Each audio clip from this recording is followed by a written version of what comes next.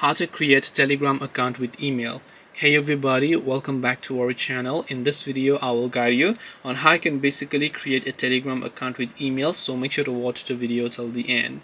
Maybe you want to use a Telegram, you don't have a phone number, and then you want to create with email. So if you go ahead and then basically launch a Telegram application and then you tap the start messaging option, you can see the first thing it asks me to enter is my country and my phone number, which means that in this case I will not be able to actually create an account using my email address, which means I have to enter my phone number compulsory and it's mandatory. Now you cannot create a Telegram account with email because you can see Telegram is giving you no such option in the login page, but instead there are a couple of steps that you can take.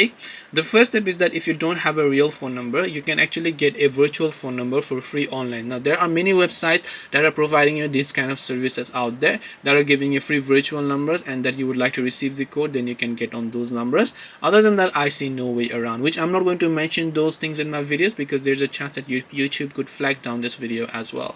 So hope this video helped you guys. If you have got any questions, then feel free to leave them down. Thank you for watching till the end and see you soon in the next video.